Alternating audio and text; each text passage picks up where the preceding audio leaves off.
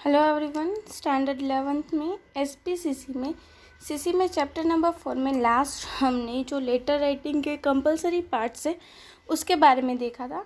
आज के इस वीडियो में हम लेटर राइटिंग के जो ऑप्शनल पार्ट्स है, जो हम लेटर में न लिखे तो भी चले, उसमें से फर्स्ट 4 पार्ट्स जो हैं वो हम यहाँ पे देखेंगे और बाकी के जो 4 पार्ट्स है वो हम अनदर वीडियो में देखेंगे। So let's get start. पे हमें फर्स्ट ऑप्शनल पार्ट दिया हुआ है कि पर्सनल और other notation. When the letter written expects that the receiver pay prompt attention to the letter, keeps the matter confidential or supply properly reply in that case. In the top upper blank of the part of letter, instructions like urgent, personal, confidential or priority are written in either bold letters or with different colored ink। कि यहाँ पे अगर ऐसा हो कि हमें एक letter writer जो है वो एक एक्सपेक्ट करता हो कि उसे जल्दी रिप्लाई मिले और प्रॉम्प्ट रिप्लाई मिले, तो इन दिस केस वो क्या करता है कि जो ब्लैंक पार्ट होता है हमारे लेटर का उसके ऊपर की साइड अर्जेंट, पर्सनल, कॉन्फिडेंशियल या प्रायोरिटी जैसे वर्ड्स जो है वो लिखता है, या तो वो बोल्ड अक्षर में और या तो फिर कोई अलग ही इंक, अलग कलर की इंक को यूज़ करके, ताकि हम जो है कि जो लेटर मिला है उसी पे ज़्यादा फोकस किया जाए और प्रॉम्प्ट और जल्दी रिप्लाई दिया जाए। At times, these expressions are underlined to draw attention of the reader. Because of it, any other person or any institute would not open or read the letter or do the needful.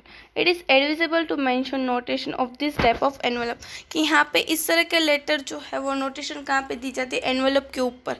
तो उसके कारण क्या होता है कि direct जो attention है वो रीडर का क्विक अटेंशन मिलता है और अदर ऑफिसर्स या अदर पर्सन जो वो लेटर को ओपन नहीं करते, अगर कोई भी इंस्टीट्यूशन या फर्म हो तब। तो इस तरह से अगर हमें कोई लेटर का कोई पर्सन को ही ध्यान में रख के लेटर लिख रहे हैं और उसका रिप्लाई हमें जल्दी चाहिए, तब हम क्या कर सकते हैं, पर्सनल और अदर नोटेशन इस तरह से हम लिख सकते हैं। Second is attention line. The letter writer would mention the address of the receiver as a part of a inside address as well as on the envelope. But when he accepted the particular person of institute or firm should receive the letter, he only should pay attention and do the needful, then the name of that person mentioned as the attention line। कि अब यहाँ पे जैसा कि हमें पता ही है कि हम क्या करते हैं कि कोई भी जो लेटर राइटर होता है वो रिसीवर का एड्रेस जो है वो इनसाइड एड्रेस के पार्ट में और लेटर के जो एनवेलप होता है उसमें भी लिखा जाता है।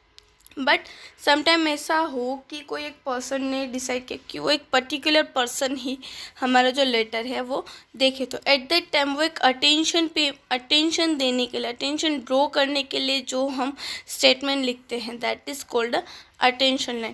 It should be noted that if the name of that person is mentioned as a part of inside address, then attention line is not required in that case। but अगर हमने पहले से ही उसका नाम जो है वो स्टार्टिंग में ही लिख के रखा तो एट दैट टाइम हमें अटेंशन लाइन लिखने की ज़रूरत नहीं पड़ती। बट हमें ऐसा है कि एक पर्टिकुलर पर्सन ही हमारा जो लेटर है वो ओपन करे, at that time we will to use a attention line. And generally it placed between the inside address and salutation as written in either or two ways mentioned of the below। अब यहाँ पे ये जो attention line है वो हम कहाँ पे लिखते हैं, एड्रेस के बाद और इनसाइड एड्रेस के बाद और सैल्यूटेशन के बीच में। अब यहाँ पे उसको एग्जाम्पल आपको दिया हुआ है। पे सबसे पहले हमने इनसाइड एड्रेस लिखा the manager Anant trading company Ahmedabad and for the attention of Shri Amendra Pargi. मतलब कि हम इसी पर्सन को ये जो लाइन है वो देखनी, मतलब कि लेटर है वो देखना है, और Shri attention Shri Amendra Pargi and salutation is dear sir. इस तरह से हम अटेंशन लाइन जो है वो हमारे लेटर्स में लिखते हैं कि ताकि जो पर्सन को रीड करना है वही पर्सन पर फोकस कर सके। उसके बाद हमें यहाँ पे दिया हुआ है subject line. The subject line indicates the purpose of a writer writing a letter. Before the receiver of the letter start reading the content of letter, he would come to know the main theme of the letter। अब यहाँ पे subject line क्या बताता है कि हमने letter कौन से मोटिव से लिख रहे हैं, कि हमारे मेन लेटर लिखने का मेन रीज़न क्या है वो। और अगर जो लेटर रिसीवर है वो लेटर ओपन करे उससे पहले उसे थोड़ी बहुत अगर लेटर के बारे में इंफॉर्मेशन मिल जाए कि वो मेन लेटर लिखने का रीज़न क्या है, that is called as subject line. This line can be written either between inside address and salutation or after salutation before the body of the letter। Generally, subject line is indicated by the underlining it or by writing in the bold letters। अब यहाँ पे हम जो subject line उसे हम कहाँ पे लिख सकते हैं कि इनसाइड एड्रेस के बाद और सैल्यूटेशन के पहले, या तो फिर सैल्यूटेशन के बाद और बॉडी ऑफ द लेटर के बीच में, जो इस तरह से लिख सकते हैं। और सब्जेक्ट लाइन को या तो हम अंडरलाइन करके या तो फिर बोल्ड अक्षर में लिखा सकता है कि ताकि जो रिसीवर है उसको पता चले कि हमने लेटर क्यों लिखा है। उसके बाद फोर्थ हमें यहाँ पे टाइप किया हुआ है कि enclosure. At the time, along with the main letter, as mentioned in the letter, certain papers containing connected information are enclosed in the envelope. This is called a enclosure। कि मतलब कि यहाँ पे हम लेटर के साथ साथ अगर कुछ ऐसे पेपर्स हो कि जो लेटर की जो इन्फॉर्मेशन वो कनेक्ट करते हो, जिसे हम अटैच करते हैं, that is called a enclosure. कि फॉर एग्जांपल कि अगर हमने जो लेटर लिखा है, अगर हमें कोटेशन के लिए अगर लेटर लिख रहे हैं, तो जो रिप्लाई देने वाला है वो कोटेशन जो है उस लेटर के साथ अटैच करके हमें भेजे, तो वो कोटेशन हमारे लिए एनक्लोजर, मतलब कि जो पेपर हमारे लेटर के साथ कनेक्टेड हो, जो हम अटैच करें, that is called a enclosure.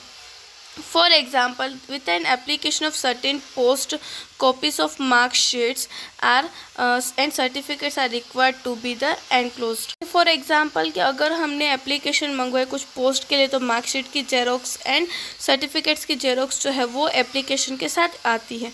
और एनक्लोजर जो है वो कहाँ पे पता जाता है? After signature and beside the left margin when there is a more than one enclosure, either the number is mentioned or they are described in one another form। अगर हमारे पास एक से ज़्यादा एनक्लोजर है तो हम उसके नंबर या तो फिर जो डॉक्यूमेंट्स हम अटैच कर रहे हैं, कि जो पेपर्स हम अटैच करें उसके बारे में बताया जाता है, तो उसे हम एनक्लोजर कहते हैं। इस तरह से यहाँ पे आज हमने फर्स्ट 4 जो हमारे ऑप्शनल पार्ट्स जो हैं लेटर के वो हमने देखे। उसके ऊपर से यहाँ पे आपको जो स्क्रीन पे क्वेश्चंस दिखाई दे रहे हैं कि right about the meaning and place of attention line with example, वो आपको लिखना है। नेक्स्ट वीडियो में दूसरे जो पार्ट्स है उसके बारे में देखेंगे। Thank you.